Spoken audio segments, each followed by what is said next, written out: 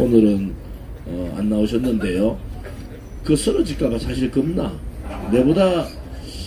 내가 볼 때는 자기 말로는 10kg 많다 하는데 내가 볼 때는 한 15kg, 20kg 많은 것 같아요. 좀 걱정은 돼요. 걱정은 되는데 뭐 버틸 때까지 버티겠지 하고 있습니다.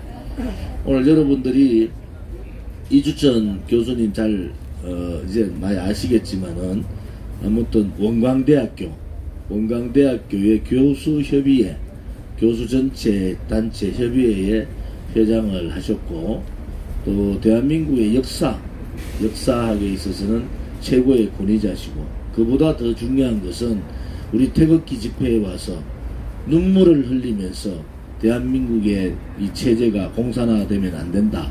지금 공산화 4단계입니까? 3단계로 갔다. 그러니까 이거 막아야 된다. 막을 수 있는 데는 본인 모르셨잖아요. 사실은 대한애국당밖에 없더라.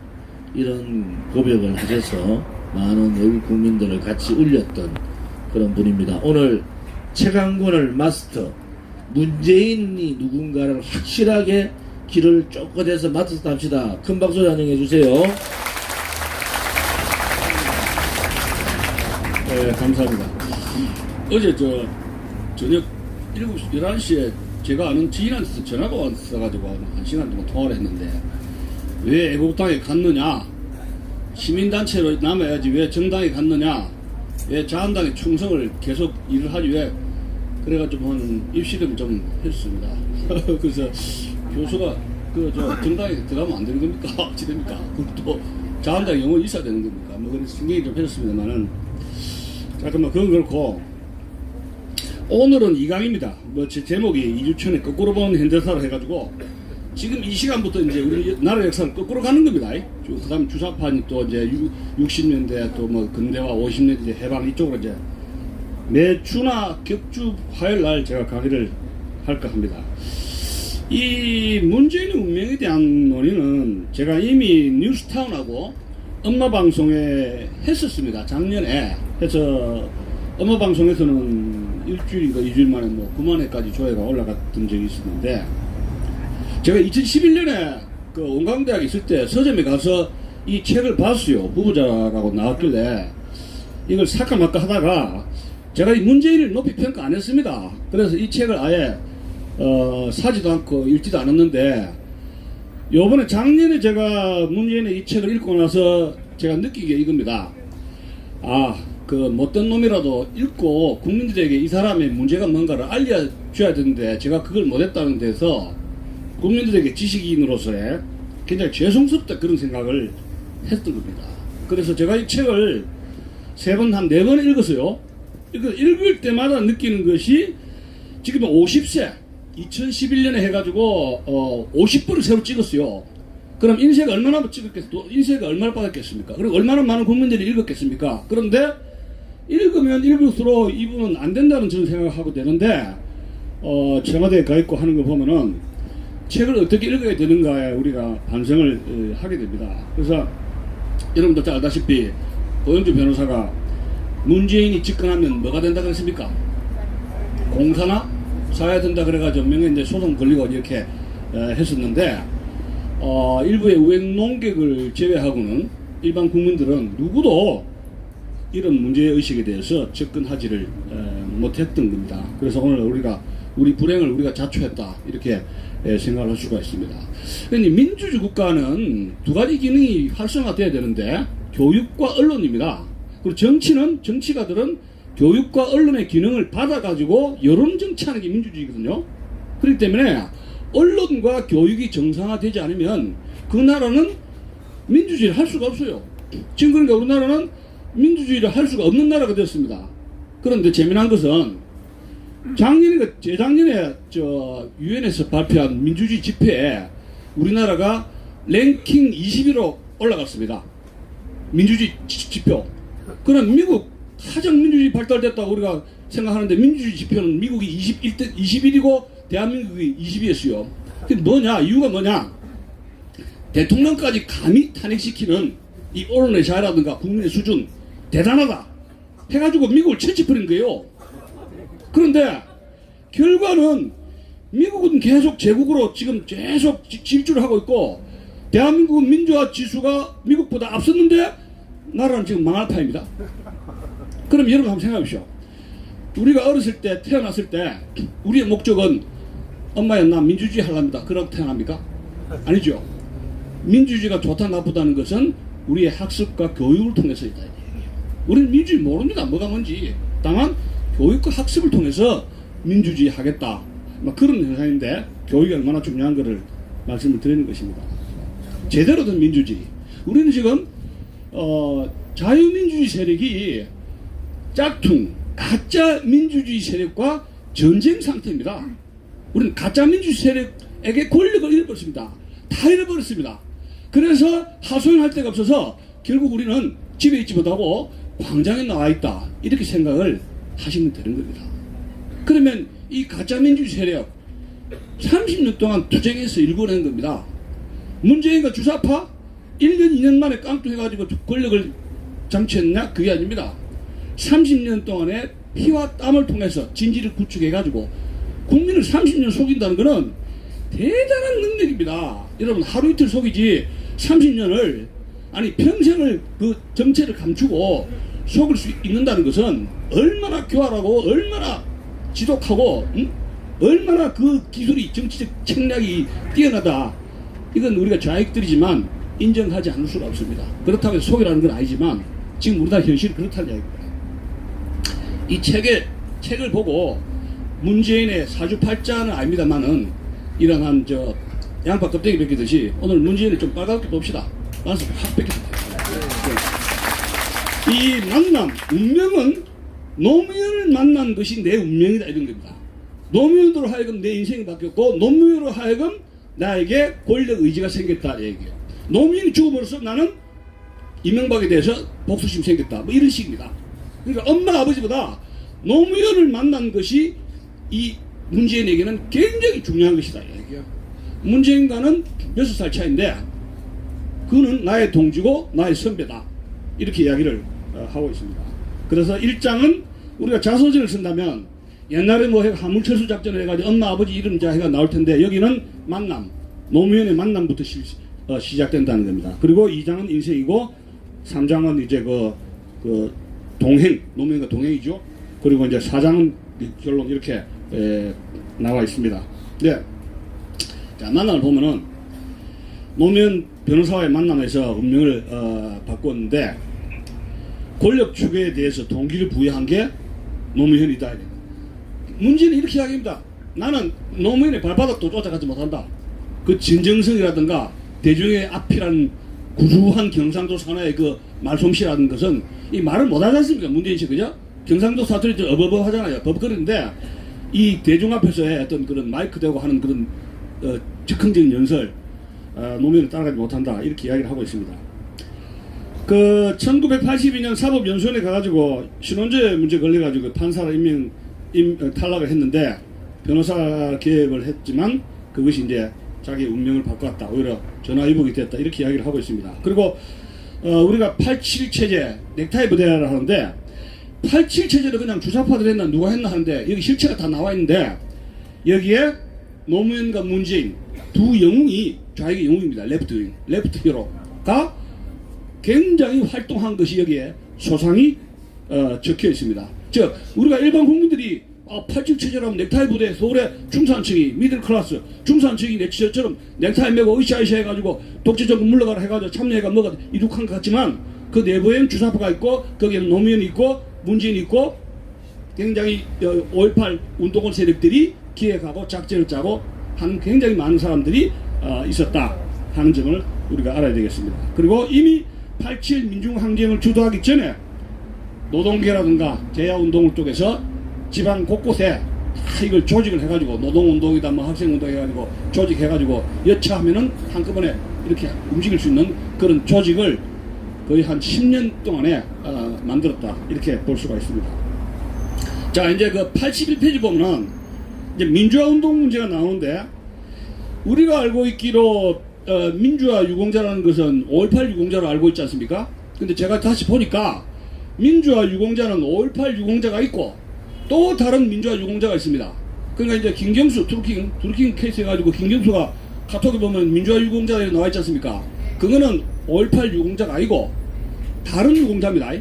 그게 뭐 5만 명인가 6만 명인가 하여튼 민주화 유공자에는 5.18 유공자가 있고 또 다른 유공자가 있다. 이렇게 나눠져 있다 하는 것을 말씀드리고 싶고, 여기 그 81페이지에 그 동의대 문제하고 동의대 사건하고 용산 참사 이야기가 나오는데, 이게 동의대 사태가 뭡니까? 부산의 그 동의대 4명의 경찰관이 학생들 신납 부려가지고 결국은 그 사망한 사건 아닙니까?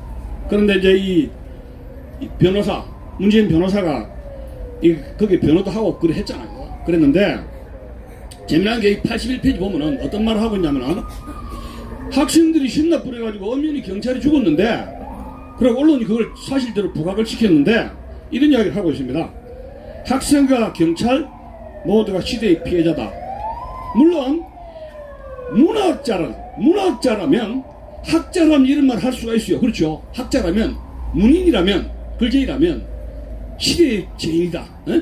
경찰과 학생은 모두가 시대의 죄인이다. 시대가 이렇게 학생들을, 경찰을 이렇게 만들었다.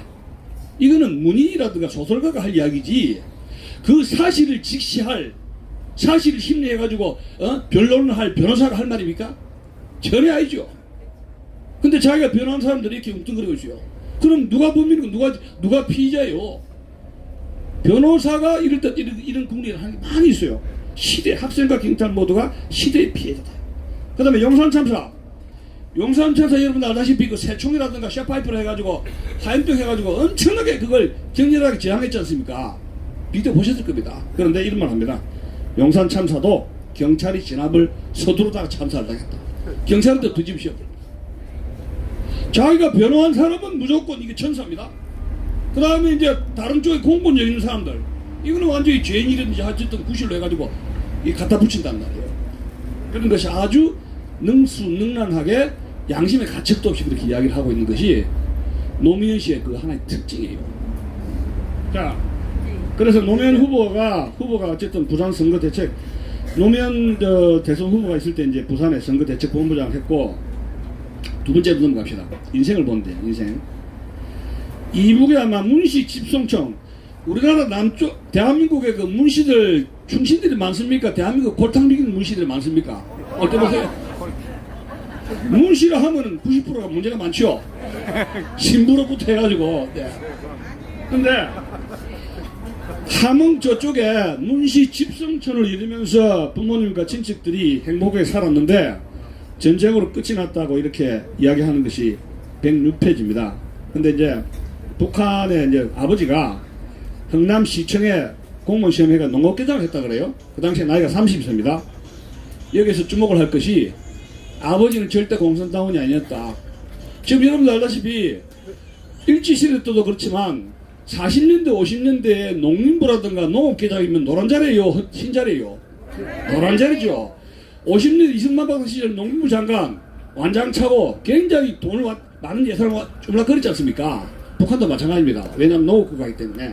근데 공산당원이 아닌데 여기에 농업계장을 할 수가 있었나가 제가 좀 의문인데, 하여튼 죽으라고 공산당원 아니라 그래요. 어쨌든 간에 하도 증거는 없으니까 그렇다 칩시다. 예? 근데 더 재미난 거는 부모죠. 부친과 모친의 여기 보면 많은 사진들이 있습니다. 여기에. 근데 엄마 아버지에 대한 사진은 전혀 없습니다. 그리고 엄마 아버지에 대한 성명, 이름자 전혀 없습니다. 자, 이게 뭔지 모르겠습니다만은 하여튼 엄마 아버지의 기록이라든가 얼굴 같은 거는 전혀 나타나 있지 않다 하는 것이 큰 특징입니다. 어쨌든 간에 여러분 알다시피 국제시장의 영화를 제가 받고 많이 울었는데, 문재인 씨는 국제시장이라는 그 영화를 보고 울었다 그래요.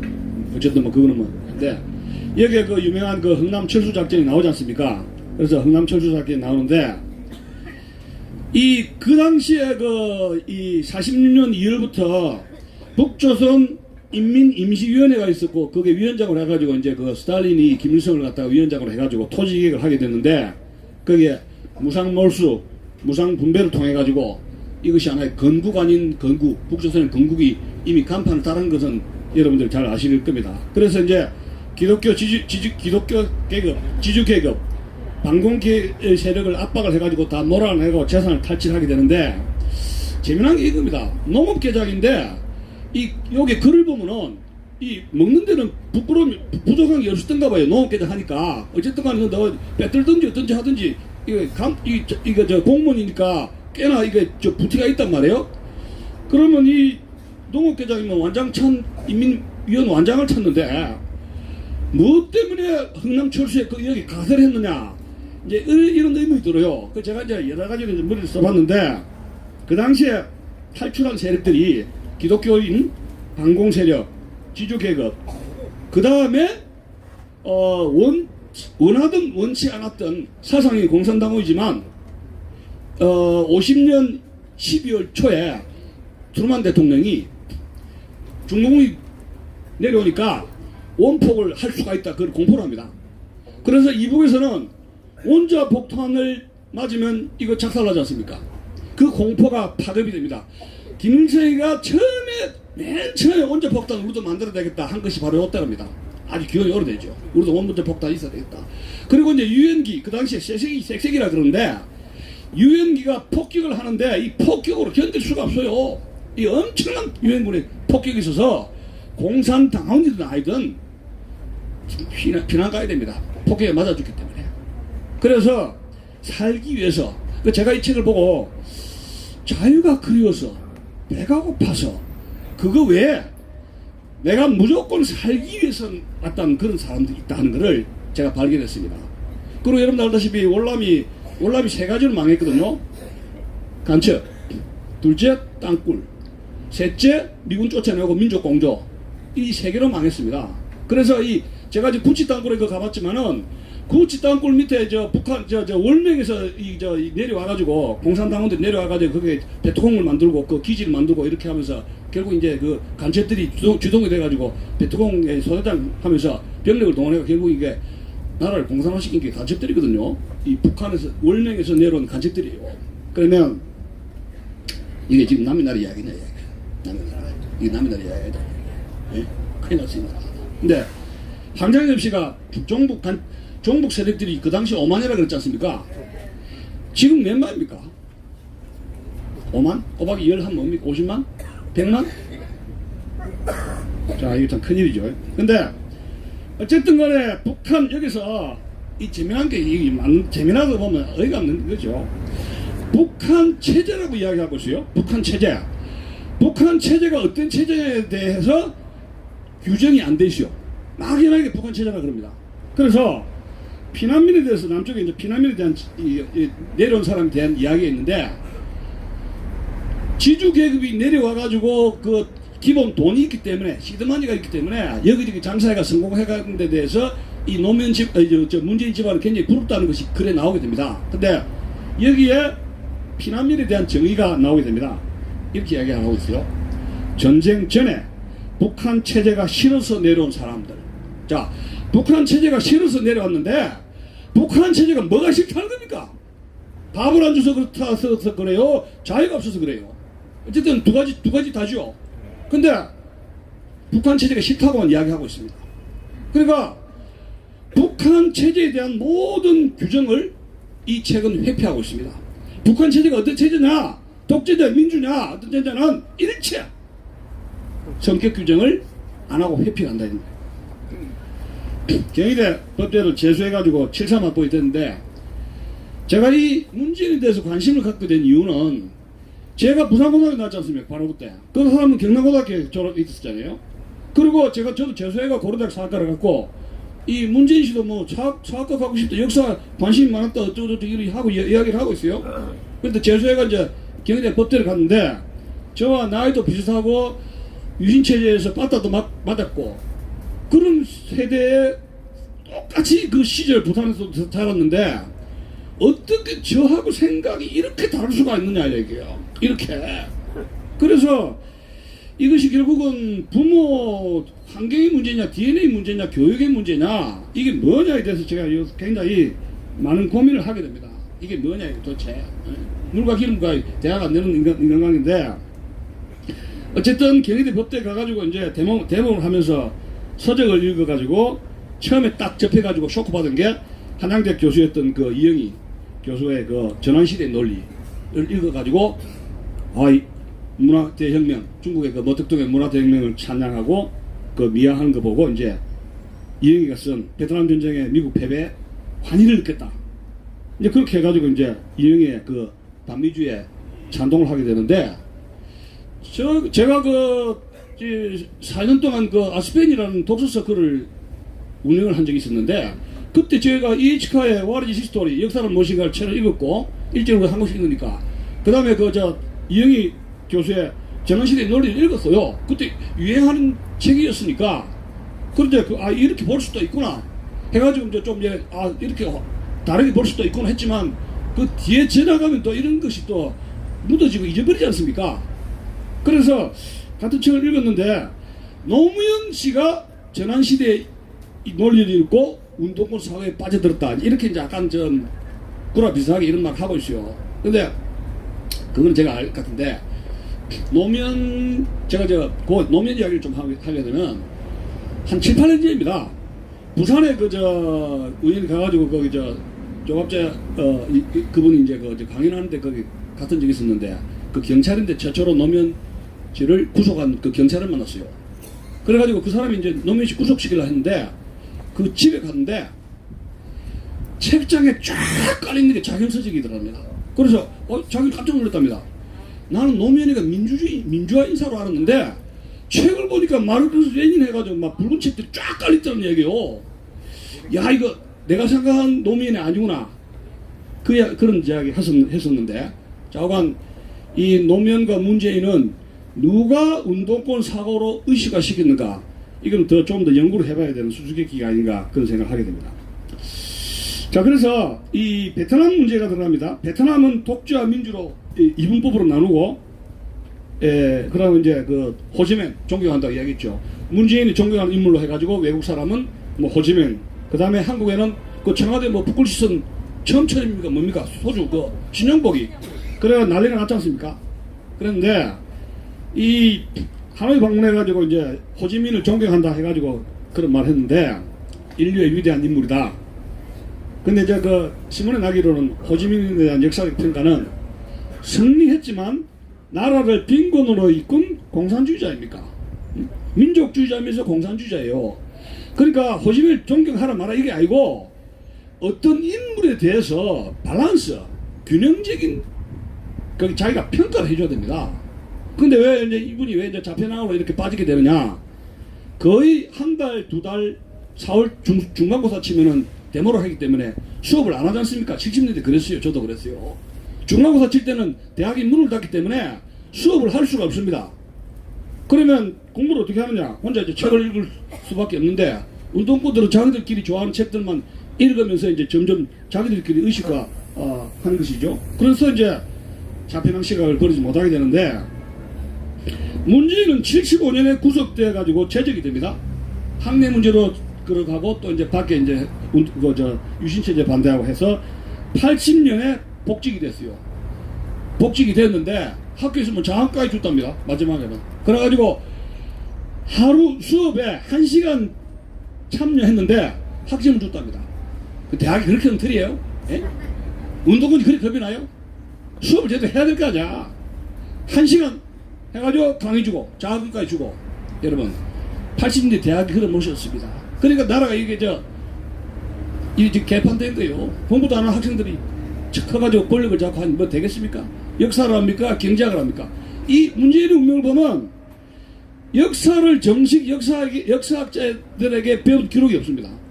그리고 제가 저도 행정고시 준비한다고 한 1년 주석 끓여다가 연닭가스 마셔가지고 때려쳐버렸는데 거기에 조선의 그 경제학 원론은 행정고시 치는 사람들 읽어야 되죠.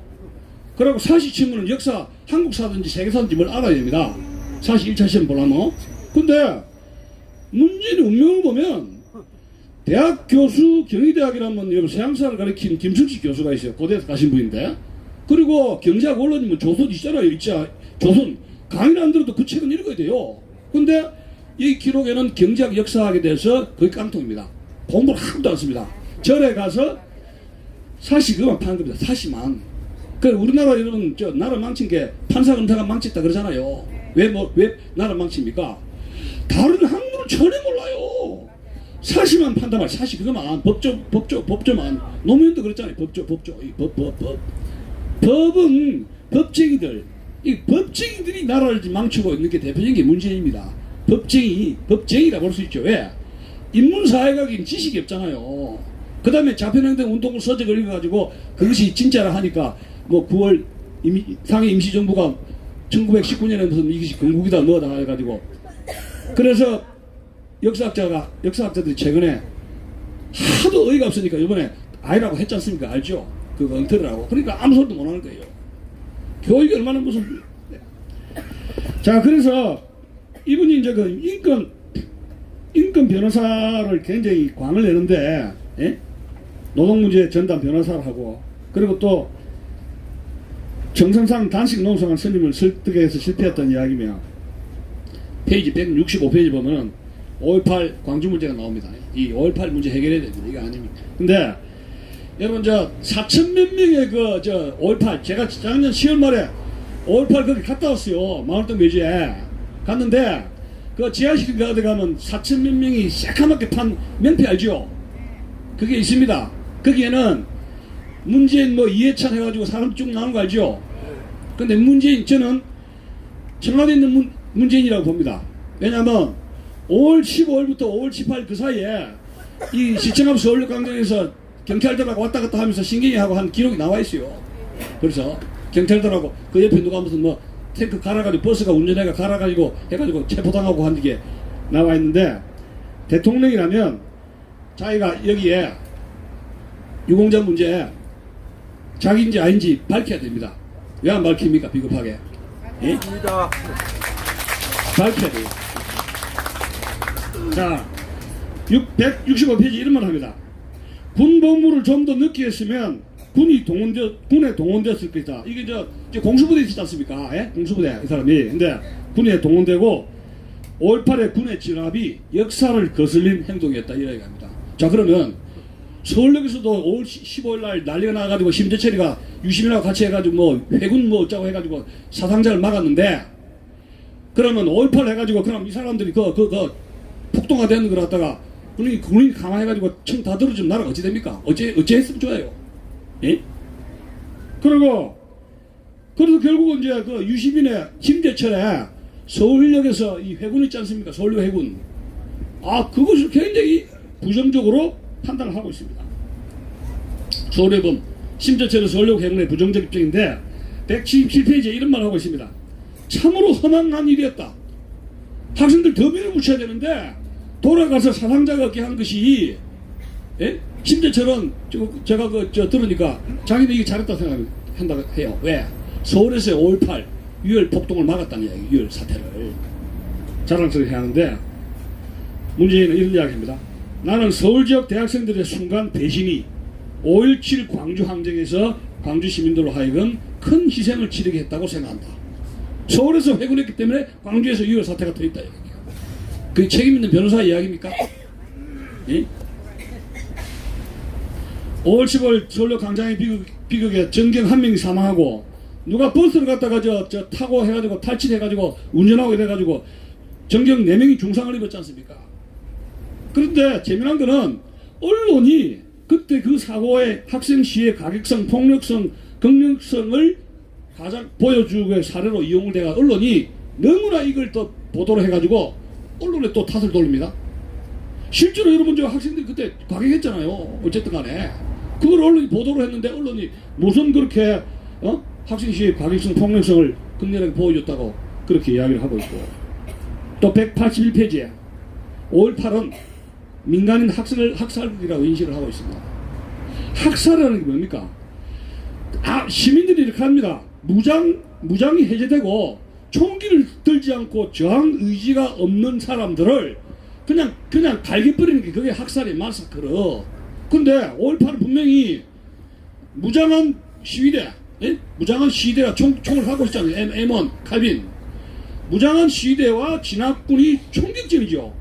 총격전이 총기 벌어졌어요. 휴대탄도 던지도 않고 일반 시민들을 다 갈긴 거 이게 학살이란 말이에요. 용어 사용을 정확하게 해야 돼요. 용어 사용. 그렇게 이야기를 하고 있고 자, 그래서 하여튼 부산 경남에 민변을 창립했는데 북한 인권을 철저히 외면하죠. 이게 위선입니다. 자, 3주 동해에 보면은 노무현이니까 정부가 이제 노무현 참여정부에 들어가면서 경력을 쌓게 되는데 2003년에 민정수석, 사회시민수석, 그 다음에 다시 민정수석, 마지막에는 비서실장으로 역임을 합니다. 근데 개명한 게 이게 그 세크리터리 출신이거든요. 세계사를 보면은 이제 비서 출신들이 뭐 우리 조 대표님도 무슨 저뭐 비서 출신 아닌지 모르겠습니다만은 이분이 비서를 주로 했지 않습니까? 근데 비서 출신들이 이 그냥 잘 받아 쓰거든요. 그대로 가망 잘 두고 받아 쓰는데 좀 이게 스케일 비서 출신들이 스케일이 작아요.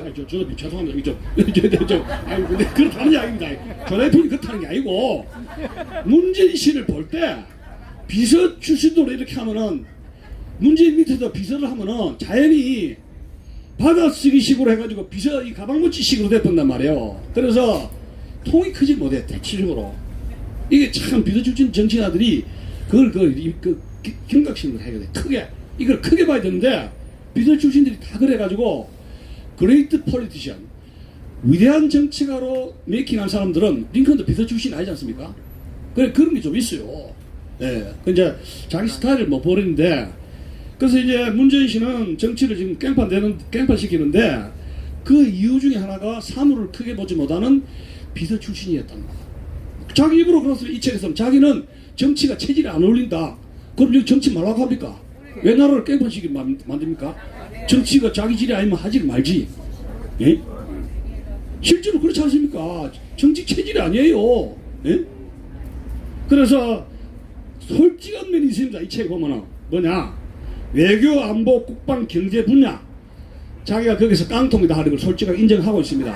경상도 솔직한 경상도 사람이죠. 이건 뭐 박수 한번 칩시다. 어쨌든 간에 예. 못난 사람인데 솔직한 경상도 문디가 그런 소리를 해요. 경상도 문디라고 아이라 할까봐. 네.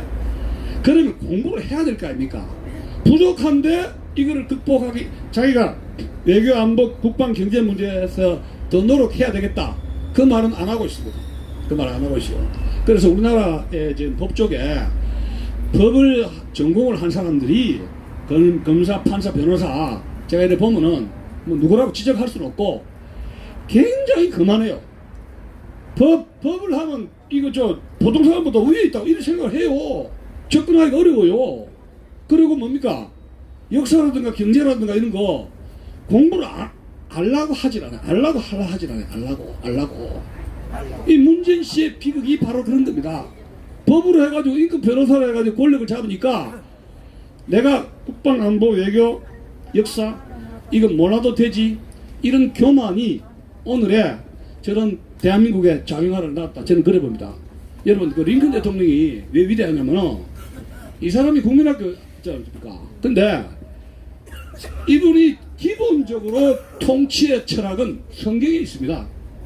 뭐든지 안 되면 성경책 보고 기도를 하고 이걸 찾고 그 다음에 엄청난 독서를 했어요. 자기가 무지랭인 걸 알기 때문에 독서를 통해서 굉장히 인문사회학 광범위한 지식을 터득을 한 겁니다. 그리고 자기가 학벌이 약하니까 대중들에게 일반 사람들에게 겸손해서 먼저 상대방이 그때 장관이라든가 차관 이런 사람들 하버드, MIT, 하버드 출신들 많이 장차관 일을 하면은 자기가 학벌이 세지 않습니까? 그 약간 링컨 이제 쪼는 건 아닌데 학벌이 자기가 높으니까 일단 그 사람 이 말을 먼저 듣게 합니다. 듣게 가지고 그 사람 아이디어를 자기 걸로 만들어 버려요. 그게 정치 기술이에요. 그게 정치는 자기 머리 혼자 하는 게 아니에요. 남의 머리를 지 머리를 뭐예요? 만드는 그게 정치 기술이 그게 기술이에요. 학문 혼자서 하는 거고 정치는 뭐예요? 팀으로 하는 거 팀으로 남의 힘을 내 것으로 만드는 게 정치 기술이다 이런 이야기입니다. 남의 아이디어 부하의 아이디어를 지 걸로 만드는 게 그게 리더십이에요. 그러니까 여기 그 김대중의 5억 불 대북 지원에 대해서 페이지 228페이지에 있는데 이게 북한의 그 통치 자금을 가지고 북한 주민들이 억압하는데 이용됐을 거라는 이런 인식 굉장히 부족하다. 아주 비양심적인 그런 걸 하고 있고 무슨 통치 무슨 자금이 있는 변명을 하고 있고 하여튼 자기 세력이나 자기에서 어떤 미스테이크 이런 거는 어떻게 공색하게 변명을 하는 것이 발달되어 있다는 얘기예요. 그 다음에 검찰개혁론 238페이지 나오는데 검찰의 정치적 중립이 안 돼서 그 당시에 뭐 정치 보복 검찰이 정치 보복에 이용당하면 안 된다 그렇게 이야기를 하고 있어요. 이 책에는 그건 말이 맞죠. 근데 지금 어쩌고 있습니까? 자기가 검찰을 정치로 이용하고 정치 보복하고 있죠. 말이 안 되는 거예요. 그러니까 근데 이 책에는 이 책에 쓴 그대로 하는 게 또 있고 이 책에는 양심적으로 어쩌고저쩌고 계획을 하자 어쩌고저쩌고 하는데 집권하고 나서는 뭐예요? 내로남불식으로 완전히 무식하고 무시하면서 자기 스타일로만 하는 그런 위선적인 것이 두 가지가 이렇게 보이고 있다는 사실입니다. 그 박근혜 이명박 부속 정치보복 아닙니까? 그 검찰을 이용해간 정치보복 아니에요? 맞잖아요. 자, 정부의 기능에서 정부의 중요한 일은 사회적 갈등을 조정하는 일이다. 반대 의견에 귀를 기울이고 설득하는 일이다. 참 좋은 말이죠. 그래 하고 있습니까? 아니 그러면 책을 쓰지 말든가. 예? 그렇게 유선적으로 공갈을 치고 앉아 있다니까요. 물론 표를 집권하기 위한 건지 모르겠어요. 자, 여러분 그래서 이 보면은 국회 이제 남북 정상회담 이렇게 하는데 야당과 협의 없이 일방 통행하면 안 된다 이야기하고 있죠. 지금 야당과 협의하는 게 뭐 있습니까? 아무것도 없잖아요. 9.19 뭐 군사 합의서도 그렇고, 그죠? 탈원전 다 국회를 무시하고 주민들, 울산 주민들 무시하지 않습니까? 예? 더 재미난 거는 방패장 유치 문제인데 254페이지 보세요. 우선 반대가 있고 갈등이 잠재되어 있는 사안은 사전에 반대와 갈등의 소지를 해소하거나 최소화한 연후에 결정해야 된다. 참 좋은 말입니다. 그래 하고 있습니까? 탈원전 누가 하랬어요? 찬성한 사람이 없어요. 탈원전을 혼자 자기가 하고 있지 않습니까? 왜? 김정은이가 대한민국 혼자 폭탄 만들면 안 되니까 제 생각입니다만은 탈원전 뭉개버리라 지침이 내려왔는지 모르겠어요. 그것도 향후 이제 확인해 봐야 됩니다. 그죠? 북한에서 지령이 내려왔는지 언제든지 모르겠지만은 웃기는 이야기입니다. 노조와의 관계 나왔어요. 거의 노조에게 투항식 협상을 했다. 참이 솔직하네요. 응? 노조에게 항복했다 이런 이야기예요. 뭐라 그랬습니까? 이강료 집권할 때 좌익하고 같이 해가지고 집권했는데 이거 안 되겠다 싶으니까 이강류 수상이 좌익들 정리했다 그랬죠. 언론 정리하고. 문재인은 다른 나라의 위대한 정치가의 사례에 대해서 공부한 게 하나도 없어요. 네, 결국 이런 식으로 나라를 지금 낭청됩니다. 노조회가 지금 노조공화국이고 민노총이 하라는 대로 하잖아요. 지금 청와대가. 자, 296페이지 노무현 탄핵 발의에 대한 견해. 다수당의 횡포이며 쿠데타다. 이거 지금 촛불이 쿠데타 아닙니까? 노무현 탄핵이 다수당의 횡포라고 했습니다. 민주 헌정의 위기다. 그래가지고 탄핵을 막기 위해서 촛불 현장에 자주 갔다 그럽니다. 자, 여기서 문재인 씨에게 우리가 배워야 될 거, 인정해야 될 거 하나가 있습니다. 그래도 현장 중심의 리더십. 현장에 자주 갔다는 얘기요. 우리 자한당 국회의원들 현장에 자주 옵니까? 자주 안 오죠. 이 더불어민주당 사람들이 우리가 배워야 될 좌익정치가들 어디에? 현장에. 하여튼 대중들과 같이 있는 건 뭐예요? 이 좌익들이 잘해요. 같이 더불어 간다는 거, 이게 굉장히 중요한 겁니다. 정치가. 우리 조은지 대표님 여기서 더불어 우리 동지들과 같이 있잖아요. 이게 별거 아닐 것 같은데 아니에요. 이게 굉장히 중요한 거. 이게 굉장히 중요한 거라는 거예요. 현장에서 대중들과 동지들과 죽고 산다는 이것이 생사고락을 같이 한다는 거는 리더십의 ABC예요. 기본 박수 한번 칩시다.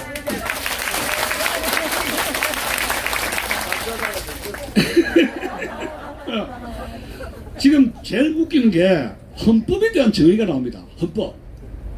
이 사람이 경희대 법대 나왔는데 뭘 공부했는지 모르겠어요. 그 당시 저도 고시 공부한다고 한태현의 헌법개론, 김철수의 헌법 강의는 안 들었지만 그 책은 읽었거든요. 김철수 씨라든가 한태현 이런 사람들 기가 막히게 썼어요. 근데 헌법에 무슨 강의를 들었는지 298페이지 헌법에 대한 정의가 나오는데 이 촛불이 뭐라 했습니까? 촛불이 민심이고 촛불이 법이다 했잖아요. 대목장 사회주의가 법이다 이런 해답이다 이런 말을 촛불이 했는데, 그래서 촛불이 민주주의적인 견해가 있기 때문에 자유민주주의 체제가 위협을 받는다 이런 이야기를 할 수가 있는데, 이 사람이 298페이지 보면은 참 이건 읽어야 되는데 이 법을 했기 때문에 얼마나 이 사람이 헌법을 엉터리로 공부를 했느냐. 자, 요거 우리 조 대표님, 요거 좀 읽어주십시오.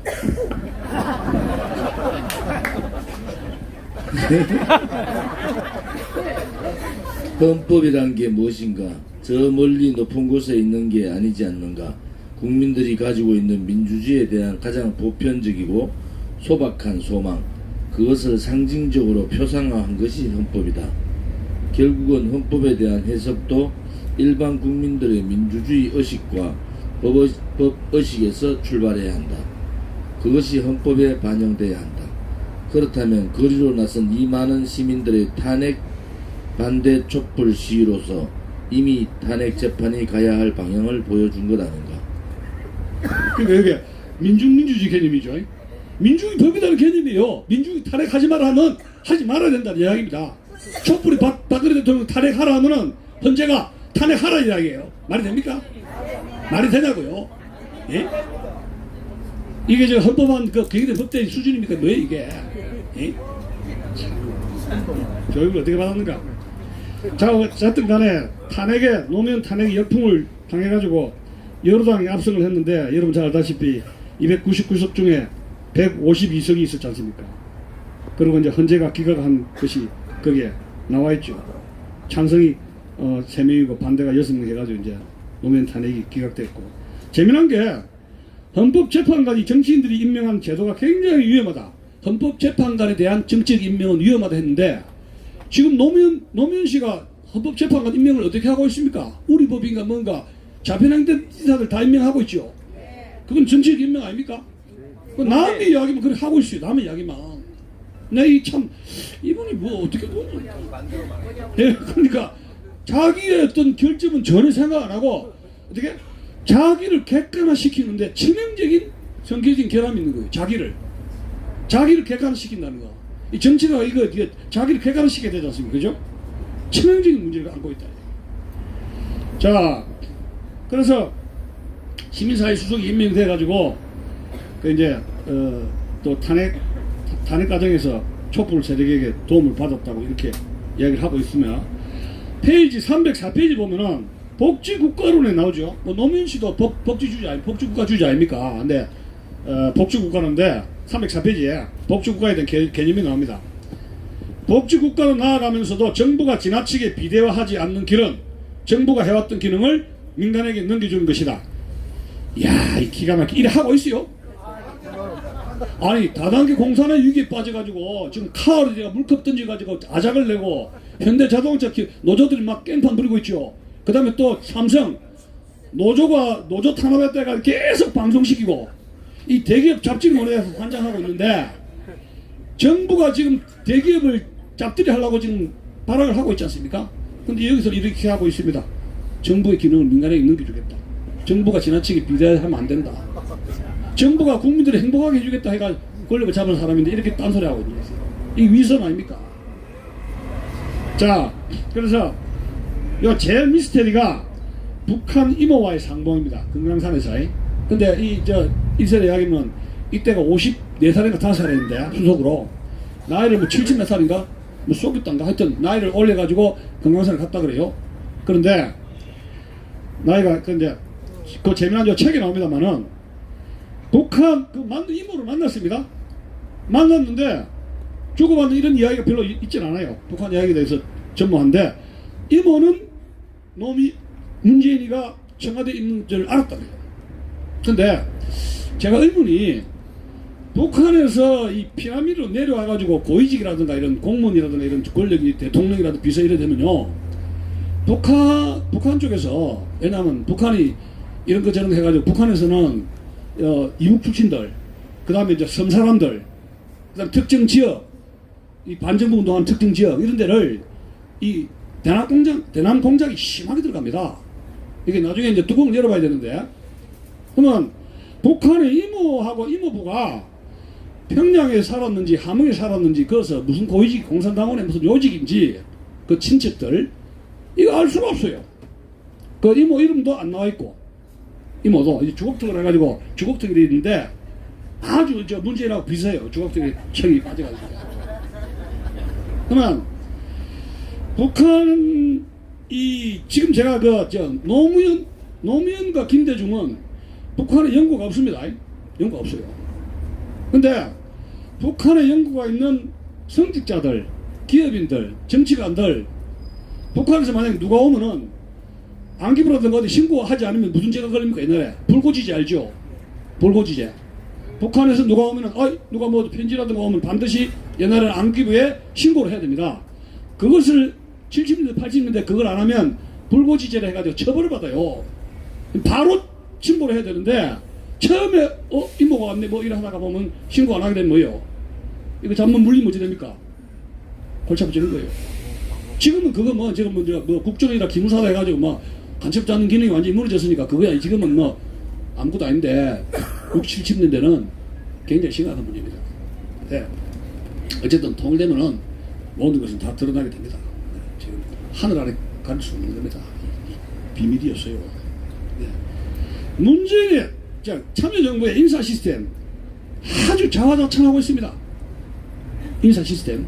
지금 이 청와대에서 인사 시스템 이리저리가 안 된다 해가 한 사람들 제대로 지금 하고 있습니까? 법관 현재 재판소 임명한 거 보세요. 남편이 무슨 뭐 주식 투자해가 돈 벌고 하는 거 어쩌고 있습니까? 깽판이죠. 완전 깽판이. 자, 제일 중요한 게 대한민국 국가관입니다. 대한민국 국가관 324페이지 있는데 내가 한번 300 문제 우리 조대표님 324페이지에 한번 좀 주실랍니까? 324페이지에 거기 보면 여기 보세요. 324페이지 노란 줄 치면 국가관 대한민국 국가관 대한민국 우리 사람이 어떻게 생각하는 거예요? 과거사 정리 작업을 지켜보면서 많은 생각을 했다. 결국 국가가 많은 개인들에게 참으로 몹쓸 짓을 한 것이다. 한 개인의 인생을 완전히 망쳐놓기도 했다. 사건을 조작해 새파란 젊은이들을 잡아가뒀다. 늙어 백발이 될 때까지 감옥에서 인생을 썩게 했다. 본인은 말할 것도 없고 가족들 삶까지 파탄으로 몰았다. 간첩의 가족이라고 공직은커녕 취업도 못하겠다. 주변에선 손가락질 당하고 한 집안 전체를 분비박산으로 만든 잘못이 다름 아닌 국가에 의해서 자행했다. 그러면 이 대한민국에 대한 국가관이 국가폭력이죠.